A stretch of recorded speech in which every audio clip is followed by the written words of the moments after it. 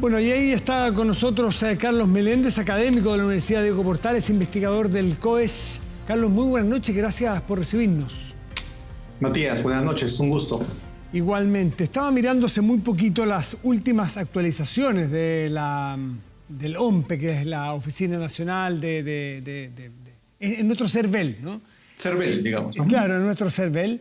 Y la verdad es que la brecha entre Castillo y Fujimori ha ido con vaivenes, pero nunca ha estado peligrando el triunfo de Castillo. ¿Está a esta altura asegurado, tú crees, ya el triunfo de Castillo? ¿Pudiéramos empezar a hablar del próximo presidente del Perú?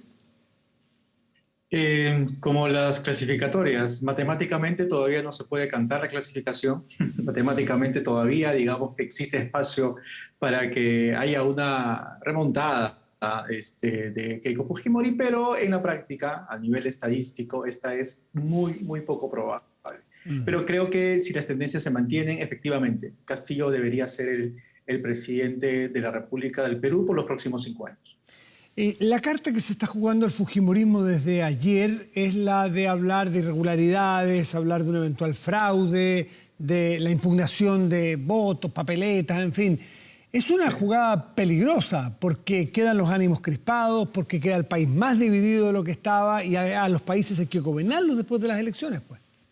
Sí, Keiko Fujimori ha hablado de irregularidades, pero el término fraude ha estado puesto lamentablemente en el proceso electoral desde antes de la primera vuelta.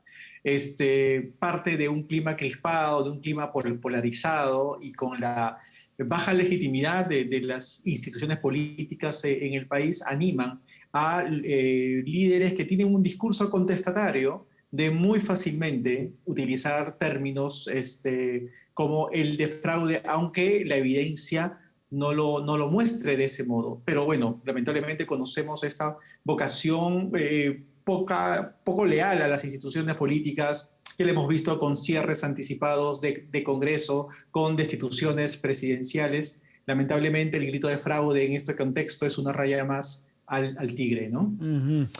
Si nos ponemos en el escenario del triunfo ya de Castillo, aunque todavía no se concreta del todo, pero las probabilidades están de su lado. Sí. Poniéndose en ese escenario, tú más como especialista y además como peruano, que estás radicado en Chile, hace clases en Chile, pero estás muy encima de lo que pasa en tu país y lo conoces, con el Congreso como queda, con un Castillo sin mayoría, ¿qué debiera suceder hacia adelante? Además, perdón, y el antecedente de 4 presidentes en los últimos 5 años, pues. Claro, mira, el norte, la agenda política que ha puesto Castillo en el debate, en la opinión pública, y el que me imagino que quisiera que sea su legado, es el de una nueva constitución. Es el de un proceso constituyente que implique una asamblea y quizás una nueva carta magna. Objetivo que tiene también va de la mano por un poco de forjarse algún tipo de apoyo legislativo, porque como está la correlación de fuerzas hoy en día en el Congreso elegido para el siguiente periodo, Pedro Castillo no lograría, ni siquiera en alianza con otro partido de izquierda, una mayoría simple. Tiene muy poco margen de maniobra en el Congreso. Entonces, la convocatoria, este ánimo refundacional a través de una nueva constitución, no solo tiene como objetivo un tema de fondo, que es el tema, obviamente, de hacer unas nuevas reglas de juego institucionales en el país, sino también gestarse algún tipo de brazo legislativo que le permita mayor gobernabilidad, porque tal como están los resultados ya de las elecciones parlamentarias, tiene muy pocos recursos para llevar adelante sus políticas. O sea, tiene que generar, no sé si entiendo bien, una épica nacional que supere los límites partidarios de los suyos. Tiene que convencer a otro de que es bueno, tú usaste el término refundacional, que es bueno rehacer porque la política peruana viene decayendo hace un tiempo en lo institucional, en lo partidario. Entonces a lo mejor por allí busca, pero ¿dónde ves tú terreno fértil para generar esta convocatoria nacional, más allá de los partidos de izquierda que ganarían?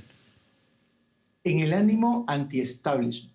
en esta rabia, en este encono, en este descontento cada vez creciente que hay de amplios sectores de la ciudadanía peruana con el orden establecido. Y no estamos hablando solamente de una animadversión o una insatisfacción con el modelo de mercado que es el predominante en el Perú, sino también con el centralismo limeño, sino también con una clase política corrupta. Es básicamente una desafección con respecto al orden establecido, al establishment político. No muy distinto, Carlos, no muy distinto a lo que ocurre en muchos países del mundo y de Latinoamérica, ¿no? Con la diferencia que el Perú tiene su estilo de luchar contra ese tipo de establishments, que es a través de la elección de un outsider radical antisistema. O sea, esto que estamos viviendo los peruanos hoy en día con Pedro Castillo lo vivimos con Alberto Fujimori en 1990. Lo mismo, claro. Y con Humala de alguna manera, con Humala también de alguna manera.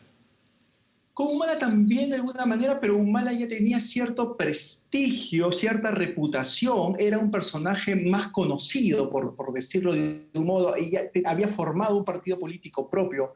Fujimori y Castillo son outsiders que prácticamente aparecen de la nada. Y en la fase final de la elección.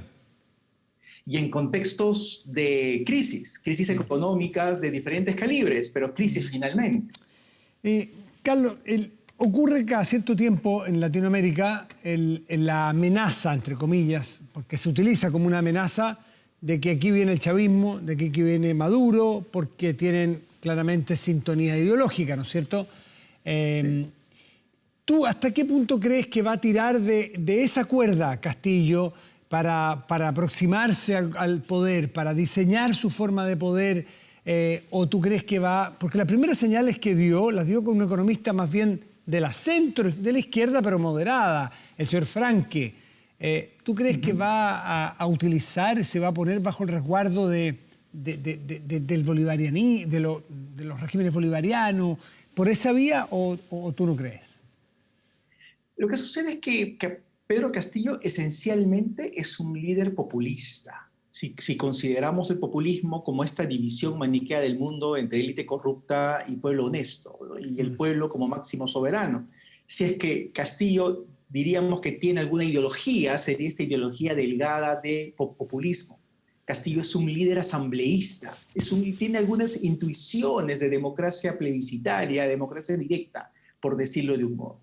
Castillo hace alianza, es invitado por un partido político, sí, pues, literalmente que en sus fundamentos ideológicos dice que es marxista-leninista. Leninista, claro. Es el Partido Perú Libre. Es inspiración maoísta, incluso, ¿no?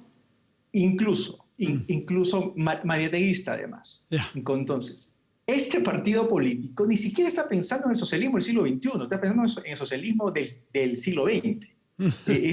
Tiene la cabeza... Y de principios del XX.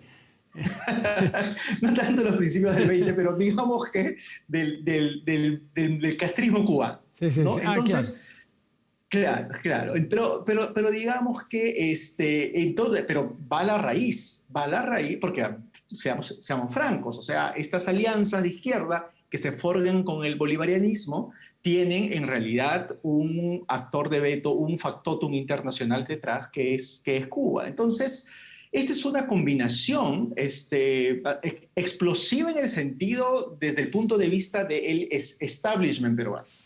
Porque al establishment peruano se le viene una combinación, no solamente de un líder populista, sino que viene detrás con un partido político que rechaza fundamentalmente e ideológicamente los preceptos predominantes de la ideología de mercado. Pero tiene que tomar medidas y tiene que diseñar políticas. Por eso tratar de mirar el futuro siempre es incierto, pero ¿qué camino crees tú que puedes tomar? ¿El de una izquierda más, socialdemócrata es mucho probablemente, pero una izquierda más moderada tipo Verónica Mendoza? ¿O lo que podríamos decir en Chile Frente Amplio, para hacer la analogía que en comprensión nuestra, o tomar un camino más radical de izquierda, como el caso del líder de este partido, Vladimir Cerrón? El líder Vladimir Cerrón, que es más radical. ¿Tú qué camino prevés que puede tomar? Lo que sucede es que Castillo, al ser outsider, es un tipo novato en política. Sí. Tiene una media y corta trayectoria como líder sindical, pero en realidad es bastante novato en las lides de la política nacional peruana. Entonces, si uno quiere hacer un giro ideológico, si uno quiere moderarse o si quiere gobernar, llevar adelante una política de gobierno, necesita un equipo de tecnócratas y un equipo de cuadros políticos. Él personalmente no los tiene. Entonces, tiene que apoyarse ¿De dónde en los los va a sacar? equipos. Exactamente. ¿De dónde los va a sacar? Hay dos posibilidades. Uno, apoyarse del equipo de Vladimir Cerrón, del jefe del partido político, que ha sido gobernador regional ya 2 veces y que por lo tanto, en Junín. en Junín, Sí. y que por lo tanto ha desarrollado una tecnocracia regional. ¿Ok? Entonces, tiene ese grupo de apoyo técnico. Pero a la vez, también la otra opción es lo que tú mencionaste, es Juntos por el Perú, el frente electoral que dirige Verónica Mendoza y que tiene un conjunto de técnicos más de izquierda moderada y progresistas en términos valóricos. Entonces, Castillo va a fluctuar entre esos grupos, me imagino. Bueno, se ve compleja. Y la oposición, porque ese es otro factor. Bueno, Keiko Fujimori en el 2016 quedó con 73, si no me equivoco, congresistas de 130. Ahora no queda con ese poder en el Congreso para hacer la oposición que le hizo a PPK. Pero de todas maneras es una mujer joven que tiene 3 elecciones en el cuerpo, a lo mejor una tercera derrota, si es que gana Castillo. ¿Tú crees que es el fin de la carrera de Keiko Fujimori o es demasiado joven y en política eso no se puede nunca decir? Al fujimorismo lo quieren llevar en funerales desde hace buen rato en el Perú y hemos demostrado una capacidad de resiliencia que es sorprendente para la propia política peruana. O sea, en Perú ha pasado Alejandro Toledo, ha pasado Ollantumala, han surgido y han desaparecido. Pedro Pablo Kuczynski ya no tiene un legado político, mientras que el fujimorismo desde los 90s sigue ahí, ¿no? Ahora, eso no significa necesariamente de que va a continuar con el mismo vigor que ha tenido hasta ahora. ¿Por qué? Porque 3 elecciones, más los casos de corrupción y las investigaciones judiciales en las que anda comprometida Keiko Fujimori le ha dado un gran desgaste. Y además porque el surgimiento de un líder en un polo de la izquierda genera casi como reacción científica, ¿no?, a un líder también radical, pero desde el otro lado del espectro político. Y yo quiero llamar la atención aquí de Rafael López Aliaga. Rafael López Aliaga, que quedó tercero en las elecciones, es un líder de la derecha conservadora peruana, que él se ha autodenominado el Jair Bolsonaro, claro, peruano. Más extremo. Sí, y que ha anunciado su candidatura para la alcaldía de Lima, donde tuvo un porcentaje de votación bastante alto en la primera vuelta. Entonces, y tiene una bancada en el Congreso no menor, y va a ser un actor de veto para las alianzas y las coaliciones de la centro-derecha. Entonces, yo creo que hay mayor proyección por otros liderazgos alternativos al fujimorismo en el campo de la derecha y más radicales de los que han sido hasta ahora Fuerza Popular. Y como en Latinoamérica, no podemos desconocer nuestra propia historia. Claro. Y leyendo los diarios peruanos del viernes antes de las elecciones, el Ministerio de Defensa de tu país dijo que se comprometía con el respeto irrestricto al resultado, fuera cual fuera, de las elecciones de los resultados de las elecciones que se dieran. Uno dice, pero ¿por qué tiene que decir el Ministerio de Defensa que el ejército va a respetar las elecciones? Es un dato que hay que respetar las elecciones, ¿no? Ahora que aparentemente Castillo será el ganador, ¿se ha producido algún ruido o ese tema tú crees que está superado? Como tú dices, en América Latina nunca se puede superar tan fácilmente ese tema del rol que juegan, tutelar al menos, que juegan las fuerzas del orden, especialmente las fuerzas armadas. Pero afortunadamente, más allá de esos comunicados que que hay que enmarcarlos dentro de lo que el gobierno de transición quería comunicar, ¿no? El gobierno de transición de Francisco Sagasti quería comunicar una imparcialidad en esta lid electoral. Y en ese sentido, esta declaración del Ministerio de Defensa hay que verlo dentro de ese marco, ¿no? Pero yo creo que por ahora, no, a pesar que siempre hay obviamente algún ex militar en retiro que da alguna declaración altisonante, institucionalmente las Fuerzas Armadas peruanas se han mostrado más cautelosas que los propios actores políticos civiles, ¿no? Carlos Meléndez, académico de la Universidad Diego Portales, investigador del COES, muchísimas gracias por este análisis, porque estamos muy encima de lo que va ocurriendo, más allá de las cifras y de los resultados, porque ya hay que empezar a vislumbrar cómo se va a gobernar un país que viene de 5 años muy turbulentos y de una crisis institucional y de partidos gravísima. Carlos, muchísimas gracias. Un gusto, Patrick.